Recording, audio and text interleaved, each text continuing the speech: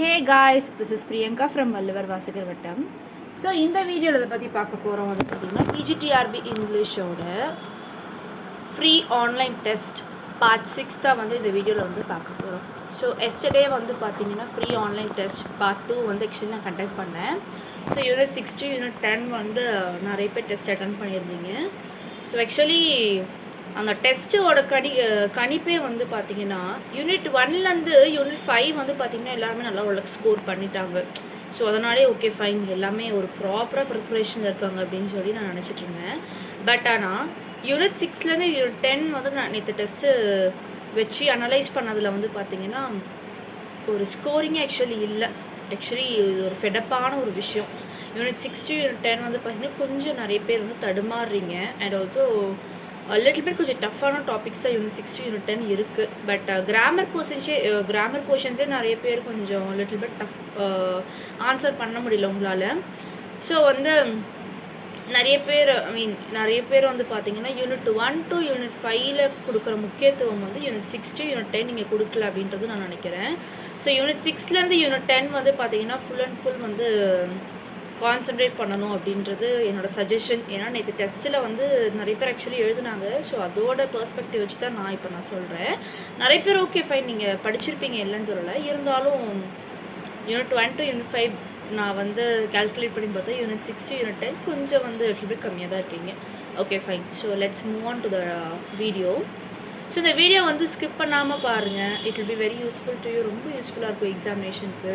அதுவும் இந்த கொஷின்லாம் பார்த்தீங்கன்னா லிட்டில் கொஞ்சம் டஃப்பாக தான் நான் கேட்டிருந்தேன். ஸோ அதனால் உங்களுக்கு ரொம்பவே யூஸ்ஃபுல்லாக இருக்கும். So let's see the question now. So first question. In the prologue, Annie Bradstreet writes, I am obnoxious to each carping tongue, who says my hand a needle better fits. A poet's pen all scorn, I should thus wrong, for such despite they cast on female wits.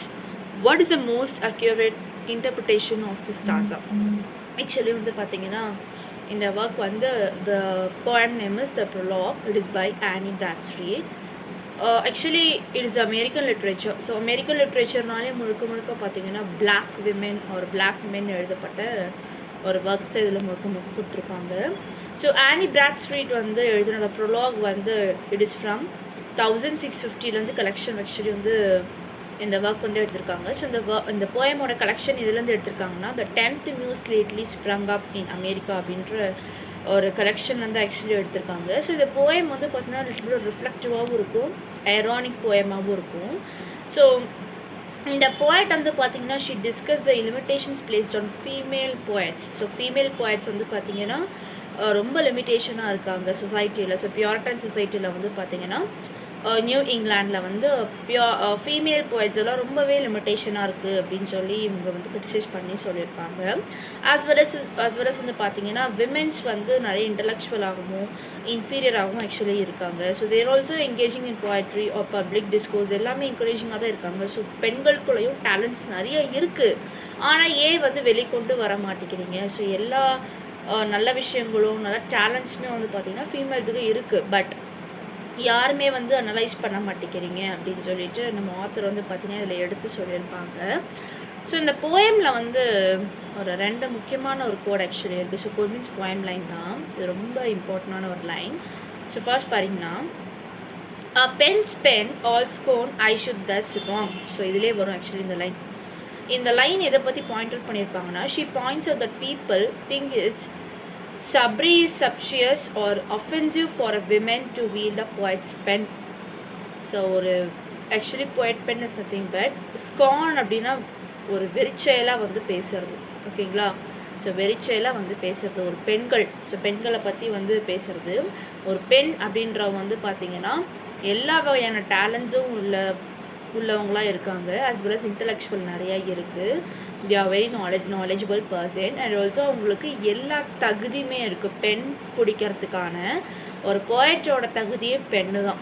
So பெண் எடுத்து எழுதுறது தான். அந்த தகுதி வந்து பார்த்திங்கன்னா பெண்களுக்கும் சக உரிமை இருக்குது அப்படின்னு சொல்லிட்டு இந்த லைன் ஆக்சுவலி கொடுத்துருப்பாங்க. இன்னொரு லைன் பார்த்திங்கன்னா for such despite they cost on female words. Actually இதிலே தான் இருக்கும். ஸோ அதுவும் வந்து பார்த்திங்கன்னா ஸ்கான் பண்ணுற மாதிரி பேசியிருப்பாங்க. இதுவுமே சொசைட்டியை பார்த்து ஸ்கான் பண்ணுற மாதிரி பேசியிருப்பாங்க. ஸோ ஆக்சுவலி இந்த லைனில் என்ன சொல்லியிருப்பாங்கன்னா, ஃபீமேலுக்கு வந்து பார்த்திங்கன்னா இன்டெலிஜென்ஸ் இருக்குது, டேலண்ட் இருக்குது, சஜஸ்ட் பண்ணி வந்து சொல்லியிருக்காங்க. ஸோ அண்ட் ஆல்சோ வந்து பார்த்திங்கன்னா இன்டலெக்சுவல் இருக்குது, க்ரியேட்டிவ் என்ஜிஆரும் ஃபீமேல்ஸ்க்கு இருக்குது. ஏன் வந்து மேல் வந்து எதனால் வந்து டாமினேட் பண்ணுறாங்க ஃபீமேல்? ஸோ ஃபீமேல் ஆத்தராக வரக்கூடாது, பாய்ட்ஸாக வரக்கூடாதுன்னு ஏன் வந்து இந்த இடத்துல சஜஸ்ட் பண்ணுறாங்க அப்படின்னு சொல்லிட்டு இந்த இடத்துல கிரிட்டிசைஸ் பண்ணி சொல்கிறாங்க.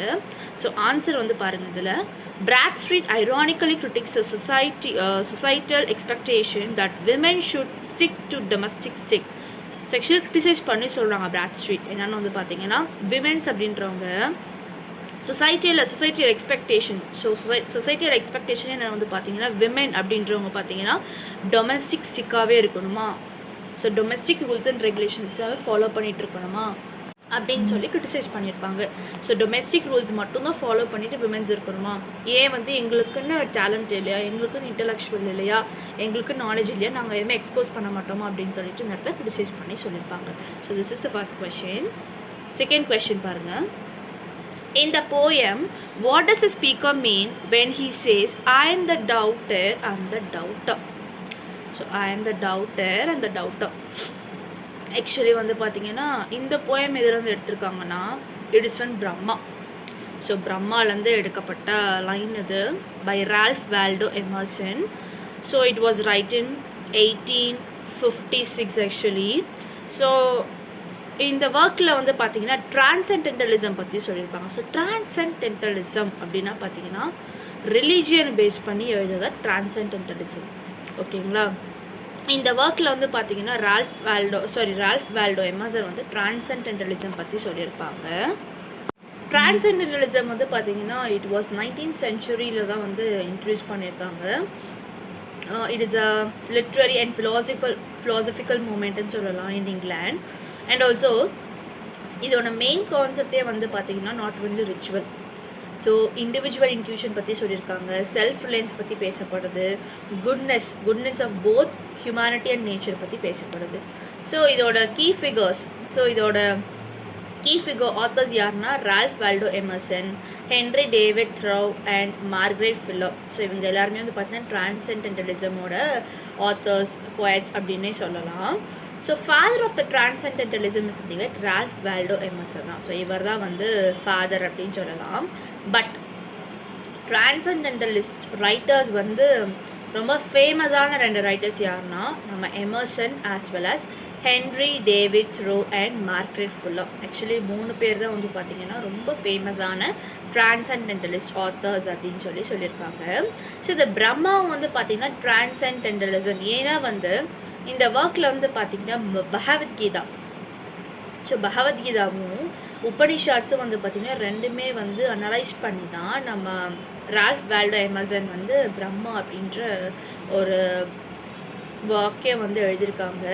And also it speaks in the voice of Brahma. So Brahma இடத்துலேருந்து இவர் பேசுகிற மாதிரி.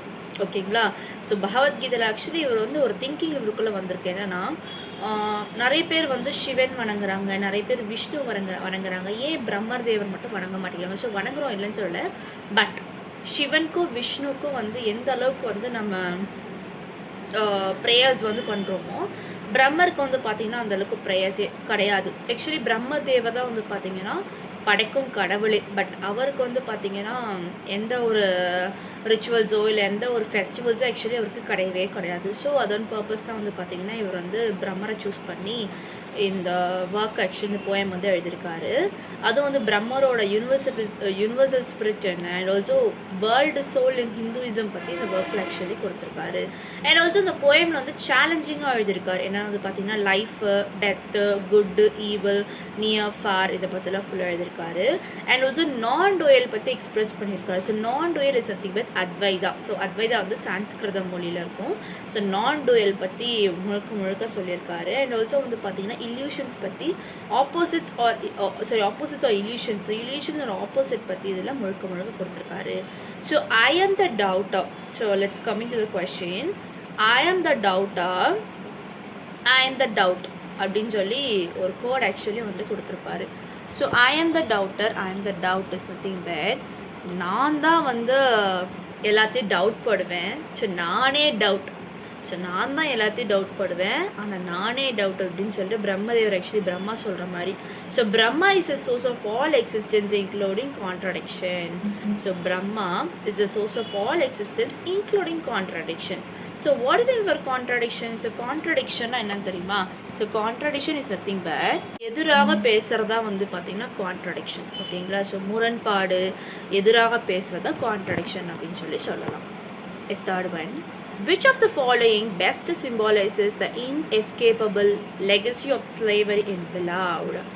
So actually Beloved. So Beloved வந்து பார்த்திங்கன்னா இந்த ஒர்க் வந்து ஆக்சுவலி யார் எழுதியிருக்காங்க அப்படின்னு வந்து பார்த்திங்கன்னா Toni Morrison work. So Toni மாரிசனோட ஒர்க் தான் Beloved. It is published in 1987. So இந்த ஒர்க் வந்து பார்த்திங்கன்னா Pulitzer prize for fiction award வந்து வாங்கியிருக்கு 1988. ஸோ ஆத்தர் வந்து Toni Morrison. So he is a Nobel laureate in literature 1993. So genre வந்து பார்த்திங்கன்னா historical fiction and magical realism கத்திக்குன்னு சொல்லலாம். ஆக்சுவலி இந்த Beloved வந்து பார்த்திங்கன்னா எந்த இடத்துல செட் பண்ணி எழுதியிருப்பாங்கன்னா போஸ்ட் சிவில் வார் ஓஹியோவில் செட் பண்ணி எழுதுற மாதிரி இருக்கும் இன் 1873. அண்ட் ஆல்சோ Beloved வந்து எதை ஃபாலோ பண்ணி எழுதியிருப்பாங்கன்னா Sethe. So Sethe SETHE she is a what a formally enslaved women. ஓகேங்களா? அண்ட் ஆல்சோ அவங்க வந்து பார்த்திங்கன்னா அவங்க பாஸ்ட்னால ஒரு சில விஷயங்கள் நடக்கும், அவங்க என்ஸ்லேவ் பண்ணியிருப்பாங்க. ஸோ அவங்க எந்த இடத்துல வாழ்ந்துட்டுருப்பாங்க வந்து பார்த்திங்கன்னா டெத் அப்போ ஆக்சுவலி அவங்க இறந்து போயிடுவாங்க. ஸோ எதுக்காக இறந்து போவாங்கன்னா அவங்க குழந்தைய வந்து கொலை பண்ணிவிட்டு அவங்க ஆக்சுவலி இறந்து போயிடுவாங்க பிகாஸ் ஆஃப் த ஸ்லேவரி. ஓகேங்களா? So she killed to spare from slavery. So ஸ்லேவரியிலேருந்து தானுமே ஸ்லேவாக இருக்குமே, தான் குழந்தையும் ஸ்லேவ் ஆகிடக்கூடாது ஃப்யூச்சரில் அப்படின்னு சொல்லிட்டு அந்த குழந்தையும் கொண்டுட்டு இவங்களும் வந்து டெத் ஆகிடுவாங்க. ஸோ எந்த இடத்துல டெத் ஆவாங்க, எந்த ஹவுஸில் வந்து பார்த்திங்கன்னா டெத் ஆவாங்க வந்து பார்த்திங்கன்னா ஆக்சுவலி அந்த இடத்துல ஃபஸ்ட்டு வாழ்ந்தாங்க.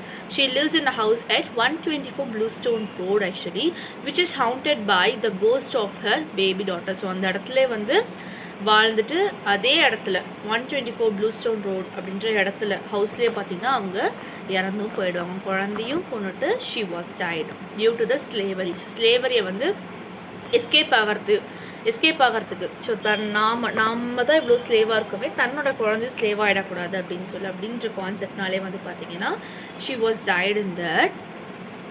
அண்ட் ஆல்சோ பார்த்திங்கன்னா இதில் வர கேரக்டர்ஸ் எல்லாமே வந்து ஷீஸ் அ ப்ரொட்டகானிஸ்ட். அப்புறம் Beloved அப்படின்ற கேரக்டர் வருவாங்க.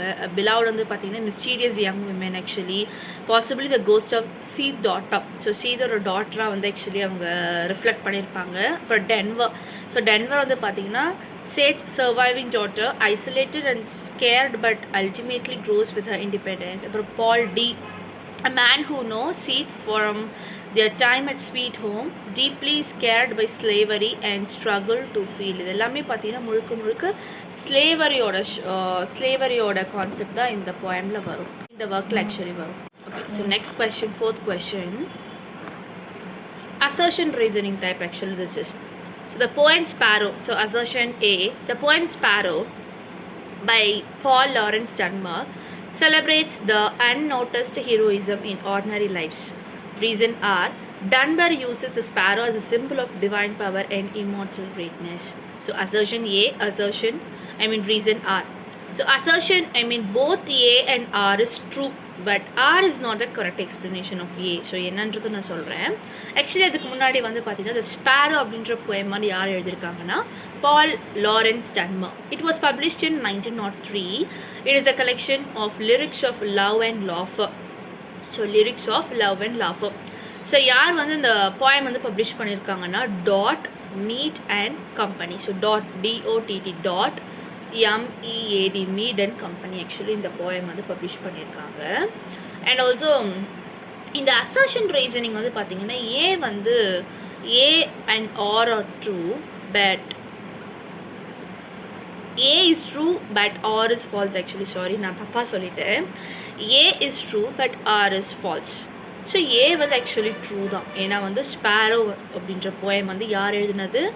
பால் லாரன்ஸ் டன்மர் தான் எழுதியிருக்காரு. அண்ட் ஆல்சோ வந்து ஹீரோயிசம் வந்து அன்னோட்டிஸ் பண்ணி செலிப்ரேட் பண்ணுற மாதிரி தான் இருக்கும். ஒரு ஆர்டினரி லைஃப்ஸ் வந்து ஸ்பேரோவில் பேசுகிற மாதிரி தான் இருக்கும், அன்றாட வாழ்க்கையை பற்றி தான். பட் ரீசன் வந்து பார்த்திங்கன்னா Dunbar agrees the sparrow is a symbol of divine power. So Sparrow வந்து டிவைன் பவர் அப்படின்ற சிம்பிளை வச்சு தான் எழுதியிருப்பாரு அப்படின்னு சொல்லி கொடுத்துருக்காங்க. ஆக்சுவலி அது வந்து உண்மைங்கிறது கிடையவே கிடையாது. ஏன்னா ஸ்பேரோ அப்படிங்கிறது ஆக்சுவலி இந்த ஒர்க்கில், இந்த போயமில் வந்து பார்த்தீங்கன்னா ஒரு ஒரு சிட்டுக்குருவி இருக்கும். ஸோ அந்த சிட்டுக்குருவி வந்து பார்த்தீங்கன்னா ஒரு பர்சன் ஆக்சுவலி இருப்பாங்க, அன்னோன் பர்சன். ஸோ அந்த அன்னோன் பர்சன் வந்து வீட்டில் வந்து எல்லா ஒர்க்குமே ஆக்சுவலி பண்ணிகிட்டு இருப்பான். பட் எதையுமே வந்து கண்டுக்கவே மாட்டான். அந்த சிட்டுக்குருவி வரும், அழகாக பறந்துட்டுருக்கும், அதோட ரெக்கைகள் வந்து பார்த்திங்கன்னா அப்படியே அடிச்சுக்கிட்டே இருக்கும். பட் இந்த பர்சன் வந்து பார்த்திங்கன்னா அதை நோட் பண்ணாமல் அவன் உண்டு அவன் வேலை உண்டுன்னு சொல்லிட்டு அதே வந்து உலகமாக வந்து வாழ்ந்துட்டுருப்பான். ஸோ இதுதான் ஆக்சுவலி சிம்பிள் ஆக்சுவலி. ஓகேங்களா? எதையுமே கண்டுக்காமல் தான் உண்டு தான் வேலை உண்டு அப்படின்னு சொல்கிற ஒரு கேரக்டர் தான் அந்த பர்சன். ஓகேங்களா? ஸோ இதுக்கும் டிவைன் பவருக்கும் எந்த சம்பந்தமும் கிடையவே கிடையாது. It also it is not a immortal greatness அப்படின்னு சொல்லலாம். நெக்ஸ்ட் 5th one, match it. Maya Angelou, caged bird, Mrs Flowers, Stamps Arkansas, free bird. So actually வந்து பார்த்தீங்கன்னா இது என்ன ஒர்க் அப்படின்னா, I Know Why the Caged Bird Sings by Maya Angelou. So it is published in 1969, genre autobiography Mayer. So Maya Angelou first of 7 autobiographies by Angelou. Actually இந்த work வந்து பார்த்தீங்கன்னா மாயா Anglo வந்து 7 autobiography வந்து எழுதியிருக்காங்க. அந்த 7லே வந்து பார்த்தீங்கன்னா இதுவும் ஒரு ஆட்டோபயோகிராஃபி அப்படின்னு சொல்லலாம். ஏன் வந்து இவங்களோட ஆட்டோபயோகிராஃபி இது எடுத்துக்கிறாங்க, இதனால் அந்த ஆக்சுவலி எழுதியிருக்காங்க வந்து பார்த்தீங்கன்னா, so early life till childhood வரைக்குமே பார்த்தீங்கன்னா அண்ட் ஆல்சோ டீனேஜ் இயர்ஸ் வரைக்குமே இந்த ஒர்க்கில் ஆக்சுவலி எழுதியிருக்காங்க. ஸோ அவங்க லைஃப்பில் வந்து ரேசிசம் அப்படின்ற விஷயம் வந்து எப்படி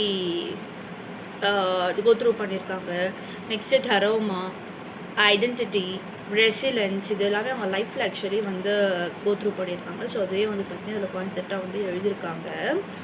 ஆஸ் வெல் அஸ் வந்து பார்த்திங்கன்னா இதில் மேஜர் தீமே வந்து பார்த்திங்கன்னா ரேசிசம் அண்ட் செக்ரிகேஷன் இருக்கும், ஐடென்டிட்டி அண்ட் செல்ஃப் பர்த் இருக்கும், தரோமா அண்ட் ரெக்கவரி இருக்கும், the power of language and literature இருக்கும், as well as resilience and எம்பவர்மெண்ட்டும் இதில் ஆக்சுவலி இருக்கும். Okay, so coming to the point, actually இந்த ஒர்க் வந்து பார்த்திங்கன்னா caged bird. So caged bird வந்து பார்த்திங்கன்னா black bird. So black bird தான் இருக்கும். பிளாக் பேர்டு வந்து பார்த்திங்கன்னா கூண்டில் அடிச்சு வச்சுருப்பாங்க. ஆனால் ஒயிட் பேர்டு வந்து இருக்கும். ஸோ அந்த ஒயிட் பேர்டு வந்து பார்த்திங்கன்னா நல்லா ஃப்ரீடமாக ஜாலியாக ப்ரீஸ், ஸோ சுத்தமான காற்றை வந்து சுவாசிச்சுட்டு அந்த ஃப்ரீடமாக வந்து பறந்துட்டுருக்கும் அந்த ஒயிட் பேர்ட். ஆனால் பிளாக் பேர்டு வந்து பார்த்திங்கன்னா கூண்டுக்குள்ளே அடித்து வச்சு கத்திகிட்ருக்கும், கதறிட்டுருக்கும், எனக்கு தயவு செஞ்சு விட்டுருங்கன்னு சொல்லிட்டு தொண்டை தண்ணி வந்து வத்த கத்திட்டுருக்கும். ஓகேங்களா? ஸோ இதில் என்ன வந்து கான்செப்ட் இருக்கும் வந்து பார்த்திங்கன்னா, அந்த பிளாக் பேர்டு தான் வந்து பார்த்திங்கன்னா பிளாக் விமென்ஸ், ஒயிட் பேர்டு தான் வந்து பார்த்திங்கன்னா ஒயிட் விமென்ஸ், ஐ மீன் ஒயிட் பீப்புள்ஸ், விமென்ஸ் இல்லை பீப்புள்ஸ். ஸோ பிளாக் பீப்புளை வந்து கேஜ்குள்ளே பூட்டி அடைச்சி வச்சுருக்காங்க. ஒயிட் பீப்புள்ஸ் வந்து பார்த்திங்கன்னா அழகாக சுதந்திரமாக பறந்துட்டுருக்காங்க. ஸோ ஒரு கான்செப்ட் இதில் வந்து கொடுத்துருப்பாங்க. So Maya Angelou, the author and the main character of the story, caged bird, so symbol of pain and being trapped. So caged bird and the black bird. Mrs. Flowers, so Mrs. Flowers வந்து பார்த்தீங்கன்னா a kind woman who helps Maya speak again. So Mrs. Flowers வந்து பார்த்தீங்கன்னா மாயா கிட்ட வந்து ஒரு interview மாதிரி actually எடுப்பாங்க. So அப்போ தான் அவங்களோட சைல்ட்ஹுட் பற்றி, டீனேஜ் பற்றி, அவங்க ரேசிசமால் எவ்வளோ கஷ்டப்பட்டுருவாங்க அப்படின்னு சொல்லிட்டு வெளியில் ஆக்சுவலி வந்து சொல்லியிருப்பாங்க Mrs Flowers. Stamps and Arkansas. So Stamps and Arkansas வந்து பார்த்திங்கன்னா மாயாவோட ஹோம் டவுன். ஸோ மாயாவோட ஹோம் டவுன் தான் Stamps Arkansas. Free bird, so free bird represent freedom and dream. So free bird is nothing but அந்த white bird தான் வந்து white பீப்புளாக வந்து பார்த்தீங்கன்னா இங்கே மென்ஷன் பண்ணி சொல்லியிருப்பாங்க. So next 6th one, books are the best of things, well used, abused among the worst.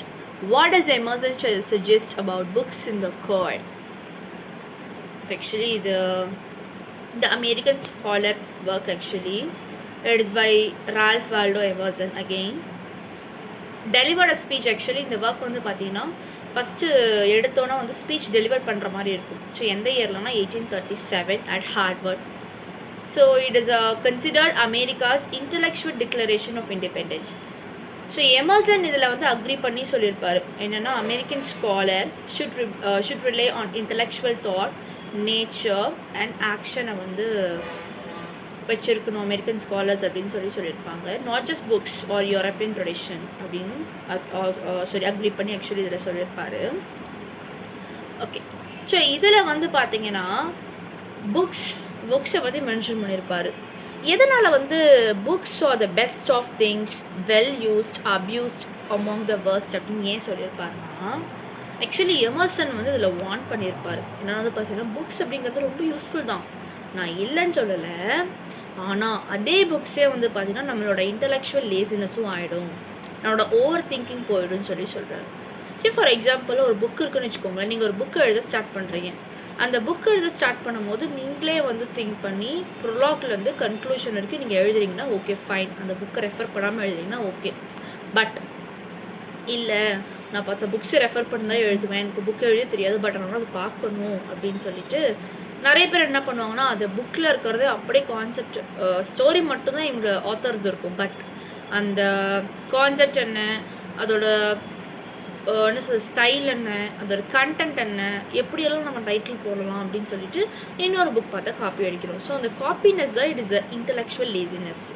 ஓகேங்களா? அதனால தான் சொல்கிறாரு புக்குங்கிறது யூஸ்ஃபுல் இல்லைன்னு சொல்ல. பட் தெரியாதவங்களுக்கு இந்த லேசினஸ் பீப்புள்ஸ்க்கு இருக்குது பார்த்தீங்களா, அந்த மாதிரி லேசினஸ் பீப்புளுக்கு வந்து புக்கு வந்து பார்த்திங்கன்னா இட் இஸ் அ அன்யூஸ்ஃபுல் அப்படின்னு சொல்கிறாங்க. ஸோ அதனால உங்களோட ஓவர் திங்கிங் வந்து போயிடும் அப்படின்னு சொல்கிறாங்க. So he encourages active reading. So active ரீடிங்கில் ரொம்ப என்கரேஜ் பண்ணி பேசுவார். அப்புறம் ஐடியாஸ் எல்லாமே சொல்லுவார். ஸோ டிரான்சென்டென்டலிஸ்ட்டை பற்றியும் இதில் வந்து மென்ஷன் பண்ணியிருப்பார். ஓகேங்களா? ஸோ புக்குங்கிறது ரொம்ப யூஸ்ஃபுல். ஆனால் அதே புக் வந்து பார்த்தீங்கன்னா லேசினஸ் ஆக்கிடும் நம்மளை அப்படின்னு சொல்லி இந்த இடத்துல சொல்லியிருப்பார். அண்ட் ஆல்சோ ஓவர் திங்கிங் நம்மளை வந்து ஓவர் திங்கிங் ஆக்க விடாமல் ஆக்கிடும் அப்படின்னு சொல்லியிருப்பார். ஸோ ஆன்சர் பாருங்கள். Books are valuable tools but can hinder original thought. So original thought வந்து hinder, so மறைச்சு வச்சிரும் if over relied upon. 7th one, I believe that men will not merely endure, he will prevail. What does Faulkner make by his statement? Actually it is a work of William Faulkner, Nobel Prize acceptance speech. It is in 1950. So it is also delivery. So delivery speech la pogum. December 10, 1950 la the delivery speech nadakum. Acceptance of the Nobel Prize in lecture. So literature. So the focus வந்து பார்த்தீங்கன்னா ரைட்டரோட responsibility பற்றி சொல்லும். And also writer அப்படின்றவங்க கண்டிப்பாக வந்து நல்ல மேன்கைண்டடான ஹார்ட்ஃபுல்லாக இருக்கணும் அப்படின்னு சொல்லும். மாரல் கரேஜ் கண்டிப்பாக இருக்கணும். ஸோ நல்ல ரைட்டருக்கு மாரல் கரேஜ் கண்டிப்பாக இருக்கணும், என்டியூரன்ஸ் கண்டிப்பாக இருக்கணும். And also fear. ஸோ எந்த ஒரு த்ரெட்டனிங் வந்தாலும் ஃபியர் வரக்கூடாது. அவங்க ஃபியர், ஸோ பயம் வந்து வரவே கூடாது அப்படின்னு சொல்லி இதில் சொல்லியிருப்பாரு. ஆக்சுவலி பார்த்தீங்கன்னா என்ன சொல்லியிருக்காங்க பாருங்கள். I believe that man will not merely endure, he will prevail. So the human spirit, especially its moral strength, will overlast suffering and fear. So actually optimism பற்றி பேசியிருப்பார் இதில் ஃபல்க்னா. ஓகேங்களா? So optimism lies in the moral and spiritual resilience of human kind. So human கைண்டுக்கு தேவையானதே moral. பொய் சொல்லக்கூடாது. Actually இதில் வந்து மாரலையோ ஸ்பிரிச்சுவலையோ வச்சு பொய் சொல்லக்கூடாது. பொய் சொன்னால் நமக்கு மேன்கைண்டே கிடையாது. So mankind is nothing but மாரலான விஷயம், ஸ்பிரிச்சுவலான விஷயம் வெளிப்படையாக பேசணும் அப்படின்னு சொல்லியிருக்காரு. அண்ட் ஆல்சோ சாக்ரிஃபைஸ் பண்ணணும். ஓகேங்களா? ஸோ காம்பன்சேஷன், சாக்ரிஃபைஸ், என்டியூரன்ஸ் எல்லாமே பண்ணணும். பயம் இல்லாமல் ஒர்க் எழுதி பப்ளிஷ் பண்ணணும் அப்படின்னு சொல்லியிருக்காரு. 8th one, you cannot eat the orange and throw the peel away. A man is not a piece of fruit. Why does Willie mean by this? Actually what is the work is, இந்த work வந்து பார்த்தீங்கன்னா என்ன மாதிரி ஒர்க்குங்கிறது இப்போ நம்ம பார்க்கலாம்.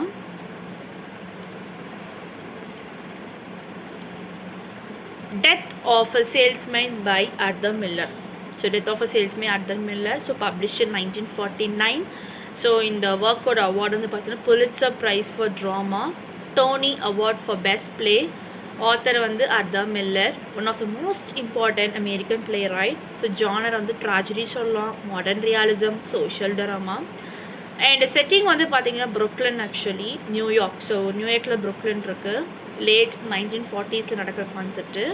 So இந்த பிளேயில் வர்றது வில்லி லோமேன் தான் important character. So she is 63 years old. She's he's a travelling salesman. அவர் மென்டலி வந்து பார்த்திங்கன்னா கொஞ்சம் பாதிச்சிருப்பார். ஓகேங்களா, மென்டலி வந்து ஒரு சில இடத்துல வந்து பாதிச்சிருப்பார். அண்ட் ஆல்சோ வந்து பார்த்திங்கன்னா மென்டலி பாதிச்சு தன்னோட ஒய்ஃபோட நேம் லிண்டா அண்ட் சன்னோட name Biff and Happy. So இவங்களோட ஒரு டிசப்பாயின்மெண்ட் ஆகிடும். ஓகேங்களா, ஸோ டிசப்பாயின்மெண்ட் ஆகிடும். அண்ட் ஆல்சோ ஃபைனலி வந்து பார்த்திங்கன்னா சூசைடும் வந்து இதில் கமிட் பண்ணியிருப்பார். ஸோ ஃபைனலி வில்லி லோமன் வந்து சூசைடுக்கு கமிட் பண்ணிட்டாரு. ஸோ வில்லி லோமேன், லிண்டா லோமேன், பிஃப் லோமேன், ஹாப்பி லோமேன், சார்லி, பெர்னார்ட் இவங்க எல்லாமே இதில் வர கேரக்டர்ஸ் தான். அப்புறம் பென் இவங்க எல்லாமே வர கேரக்டர்ஸ் தான்.